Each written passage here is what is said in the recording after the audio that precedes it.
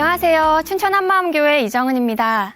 저는 아주 어려서부터 죽음에 대해 고민하고 두려워했던 사람인데요. 그런 제가 예수님의 부활로 죽음의 문제를 해결하고 이 땅에서 참 자유한 삶을 살게 된 이야기를 하려고 합니다. 제가 초등학교 1학년 때 외할머니께서 돌아가셨는데요.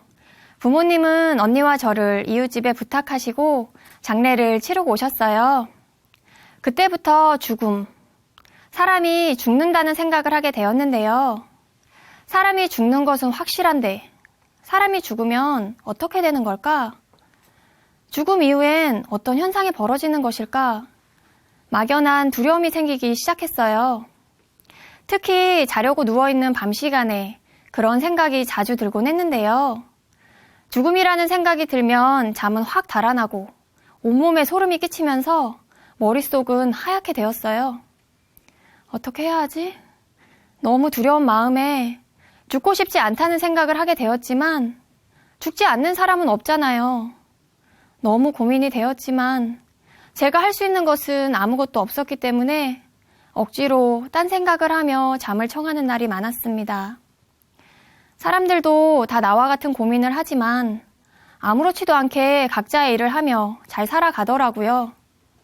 그리고 누군가에게 이런 고민을 털어놓아도 해결되지 않을 것이란 생각 때문에 죽음이라는 생각이 들면 다른 생각을 하며 무시하고 지내왔어요. 전 모태신앙은 아니지만 아주 어릴 때부터 교회에 다녔는데요. 어릴 적 집 근처에 기도원이 있어 동네 아이들과 자연스럽게 기도원에 다니게 되면서 예수님을 알게 되었어요. 기도원 선생님들은 재밌는 이야기도 해주시고 맛있는 간식도 주셨기 때문에 하루가 멀다 하고 기도원에 갔습니다. 그 후로 초등학교부터 성인이 될 때까지 주일에 교회에 가고 예배를 드리는 것은 저에게 습관처럼 되었어요. 하지만 교회를 다니면서도 예수님을 믿는 것과 죽음은 별개의 문제였는데요. 하나님과 예수님, 그리고 천국과 지옥, 목사님과 선생님들이 하시는 말씀은 저에게 소설이나 설화처럼 느껴졌어요. 보이지 않는 하나님을 믿기가 어려웠기 때문인데요. 믿을 수는 없지만 하나님의 존재가 진짜였으면 좋겠다. 그래서 천국도 진짜 있으면 얼마나 좋을까 하는 기대와 바람이 있었어요. 그렇게 확신 없는 믿음 생활이었지만 주일을 지키는 것이 저에게 위로가 되었기 때문에 주일 예배는 열심히 참석했습니다. 그런데 예배 시간에도 죽음에 대한 생각은 수시로 찾아왔어요. 사람은 누구나 죽는다. 내가 열심히 공부를 해서 좋은 대학에 가든 안 가든, 좋은 곳에 취업을 하든 안 하든, 돈을 많이 벌어도 적게 벌어도 사람은 누구나 죽는다. 그럼 왜 내가 지금 열심히 공부를 해야 하고 인생을 열심히 살아야 하지? 죽음에 대한 생각은 삶에 대한 깊은 회의까지 들게 했습니다. 대학생이 되니 공식적으로 허락된 것들이 많았는데요. 가장 달라진 것은 술을 먹어도 된다는 것이었어요. 술을 잘 먹지 못했던 저는 술이 금방 취하곤 했는데요. 술에 취하면 죽음에 대한 생각도 그 어떤 생각도 나지 않았기 때문에 술을 즐겨 마시게 되었습니다. 하루는 친구들과 술을 엄청 많이 먹고 집에 가려고 택시를 탔는데 속이 너무 안 좋은 거예요. 결국 택시 안에 그날 먹은 술과 안주를 다 토해 놓았고 친구와 저는 택시기사 아저씨에게 세상에서 처음 듣는 욕을 얻어먹으며 목적지에 반도 못 가 택시에서 내려야 했습니다. 너무 창피하고 친구에게도 많이 미안했어요. 그리고 술을 먹으면 인사불성이 되어 집에 들어가는 날이 많았는데요. 어떤 날은 술을 먹고 정신을 잃었다 눈을 뜨면 집에 와 있기도 하고 또 어떤 날은 소지품이며 옷가지 등이 어디로 사라졌는지 모를 정도로 취해 집에 누워있던 날도 많았습니다. 저는 그러면서도 주일에 예배에 가는 것은 지키려고 노력했어요. 그런 제 모습에 주변 사람들은 늘 의아해하였고 교회 다니면서 술 마시고 즐길 것 다 즐기는 제 모습을 보며 황당해하기도 했습니다. 그러나 저는 예배에 참석하지 않으면 왠지 불안한 마음이 들었고 확신은 없지만 하나님이 진짜 계실 것 같아 언젠가는 나도 믿음이 좋은 분들처럼 삶이 변화될 것이라는 기대를 하며 하루하루 교회에 갔습니다. 그러던 어느 날 지방 출장 중에 어머니께 전화가 왔어요. 아버지가 교통사고가 나서 병원에 왔는데 수술을 해야 하니 서류에 사인을 하라고 한다는 거예요. 전 가벼운 사고인 줄 알고 엄마 그냥 사인해도 돼요 하고 전화를 끊었어요. 그런데 한두 시간 후쯤 사촌동생에게 전화가 왔는데 언니 빨리 와야 할 것 같아. 다른 설명이 없이 그냥 빨리 와야 할 것 같다는 동생의 말이 왠지 불안해서 고속버스를 타고 병원으로 갔습니다. 중환자실에 계신 아버지는 아빠 정은이에요 하는 저를 알아보시는 것 같았지만 말은 하지 못하시는 상태셨어요. 가족들은 집에 가서 이것저것 챙겨온다고 가고 저 혼자 병원에 남게 되었는데요. 가족들이 모두 가고 얼마 지나지 않아 병실에서 다급하게 들어오라고 하는 거예요. 혼자였던 저는 두려운 마음으로 병실로 들어갔는데요. 제가 들어가고 잠시 후 아버지는 숨을 거두시고 말았습니다.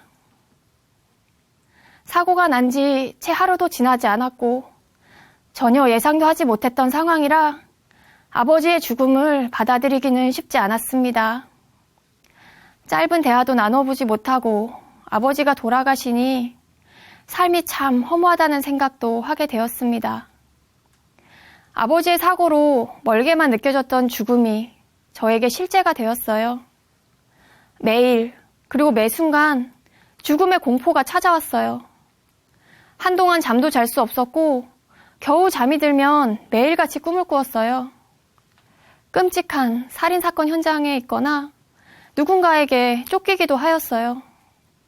꿈에서 깨면 너무 무섭고 생생해서 꿈이라는 것이 정말 다행이라고 생각될 정도였습니다. 대체 언제까지 죽음의 문제를 해결하지 못하고 이렇게 고통스러운 삶을 살아야 하지? 정말 끝이 보이지 않았어요. 그런데 어느 날 회식 자리에서 술잔에 사이다를 받는 동료 언니를 만나게 되었어요. 회식 자리에서 적당히 분위기에 맞춰 술을 먹는 편이었던 저는 언니가 믿음이 참 좋은 사람이구나 생각했어요. 나중에 술을 먹으면서도 반가운 마음에 나도 교회를 다닌다고 예수님을 믿는다고 했는데요. 언니와 밥을 먹으며 언니가 예수님을 믿게 된 이야기를 듣게 됐어요. 언니는 예수님의 부활에 대한 이야기를 해주었는데요. 제가 알고 있다고 생각했던 부활에 대한 이야기는 참 신선했습니다. 그 후 언니가 말했던 부활의 말씀이 너무 궁금해 언니를 따라 한마음교회에 가게 되었어요. 그날 목사님께서 선포하시는 말씀에 집중해 듣다 보니 목사님도 언니와 마찬가지로 부활을 선포하셨습니다. 그리고 목사님께서는 부활하신 예수님을 주인으로 믿어야 구원이 있다고 하시는 거예요. 주인이 되어주신다는 게 대체 뭐지? 주대심? 나도 오랫동안 교회를 다녔는데 그럼 지금 내 인생의 주인은 누구지? 예수님이 나의 주인이신가? 이런 마음이 드니 언뜻 믿을 수 있을 것 같았던 예수님의 부활도 의심이 되기 시작하는 거예요. 부활이 진짜 사실인가? 누군가 지어낸 이야기를 믿고 있는 거 아닌가? 부활을 어떻게 믿을 수 있지? 점점 혼란스러워졌고 너무 답답했습니다. 보지 못하고 믿는 자들이 복되다고 하셨지만 도마처럼 정말 만져보고서라도 믿고 싶은 지경에 이르렀어요. 어느 날은 답답한 마음에 도서관에 가서 예수님이 부활하신 증거를 찾아보기도 하였는데요. 역사적으로 과학적으로 예수님의 부활은 사실이었습니다. 그런데 그 증거를 보면서도 저는 믿어지지가 않는 거예요. 간절한 마음으로 어느 날 저녁 기도 시간에 기도를 했어요. 하나님, 정말 부활을 믿고 싶어요. 저에게 부활이 선명해지길 원해요. 저의 믿음 없음을 도와주세요. 저는 때를 쓰듯이 부활을 믿게 해달라고 기도했어요. 그런데 순간 부활이라는 단어가 죽은 사람이 다시 살아난 것이다. 이렇게 풀어졌어요. 아, 예수님이 죽었다가 다시 살아나셨구나. 그래서 예수님이 부활하지 않으셨으면 예수님이 하나님이 될 수 없는 거구나. 그래서 부활을 보고 믿는 거구나. 있을 수 없는 일이 벌어진 거예요. 그동안 성경을 읽으면서 부활하실 예수님이 왜 겟세마네 동산에서 땀방울이 핏방울이 될 만큼 기도하셨는지가 너무 궁금했는데 그 순간 알아졌습니다. 예수님은 나와 100% 동일한 사람이셨던 거예요. 사람이셨던 예수님이 부활하셨구나. 나도 부활할 수 있구나. 너무 충격적인 이 사실이 깨달아지는데 더욱더 놀라운 사실이 알아졌어요. 머릿속에 부활의 증인이라는 단어가 선명해지며 2000년 전에도 수많은 부활의 증인이 있었다는 것과 지금도 가장 가까운 곳에 부활의 공동체가 있다는 것이 알아졌어요. 부활의 증인, 부활의 공동체를 생각하니 더 이상의 증거는 필요 없었습니다. 그리고 고린도전서 15장 말씀이 생각났어요. 성경대로 그리스도께서 우리 죄를 위하여 죽으시고 성경대로 사흘 만에 다시 살아나사 성경대로 구약에 약속하신 그대로 부활하신 예수님이 게바에게 12 제자에게 500여 형제에게 야고보에게 모든 사도에게 보이셨느니라 말씀을 읽는데 부활하신 예수님이 보이신 그곳에 저도 함께 있는 것 같았어요. 흥분되고 떨리는 마음을 주체할 수 없었습니다. 제자들이 진짜 보았구나. 그 순간 예수님의 부활이 머리가 아닌 마음으로 믿어졌어요. 사도행전 말씀을 보니 제자들은 예수님의 부활을 전하는 사람들이었어요. 부활을 본 제자들은 더 이상 이 세상에 썩어질 것을 위해 일하지 않았습니다. 부활이 확실하고 천국이 확실하니 어떤 고난이 와도 오직 부활하신 예수님만을 전하는 삶을 살았던 거예요. 부활이 선명해지니 제가 그동안 어떤 죄를 지었는지 밝히 알아졌습니다. 마음에 하나님 두기 싫어한 제 중심이 보였어요. 창조주를 몰라보고 그분이 이미 깨뜨려 놓으신 죽음을 두려워하고 있었어요. 예수님을 주인으로 인정하지 않고 제가 주인 되어 살았던 시간도 다 제 뜻대로 하려고 했습니다. 세상과 짝하며 죽음을 피하고 싶어 하나님을 믿는다고 착각했어요. 단지 내가 두려운 것을 해결받고 싶은 마음에 하나님을 제 마음대로 믿었습니다. 저는 입술로만 주여 주여 하는 자였고 불법을 행하는 자였습니다. 저는 예수님을 믿지 않았습니다. 제 중심은 마귀와 동일한 것이었어요. 하나님께 회개했습니다. 하나님, 제가 예수님을 믿지 않았습니다. 제가 주인 되어 왕노릇하였습니다. 하나님, 용서해 주세요. 악한 중심을 회개하고 부활하신 예수님이 나의 주인이심을 고백했습니다. 그 순간 말할 수 없는 큰 기쁨을 선물로 주셨는데요. 세상이 줄 수 없는 기쁨이 이런 거구나. 목사님께서 늘 말씀하시던 진리가 너희를 자유케 하리라 하신 말씀이 임한 자가 되었습니다. 그날 이후 평생 저를 두렵게 하고 처절한 고통의 순간으로 내몰았던 죽음의 문제는 예수님의 부활로 완전히 해결이 되었습니다. 저는 이제 땅을 보고 살지 않습니다. 천국이 너무나 선명해서 하루하루가 감사함이고 기쁨입니다. 그렇게 하늘을 향한 삶을 살다 보니 저에게 남은 것은 사명뿐임을 알게 되었습니다.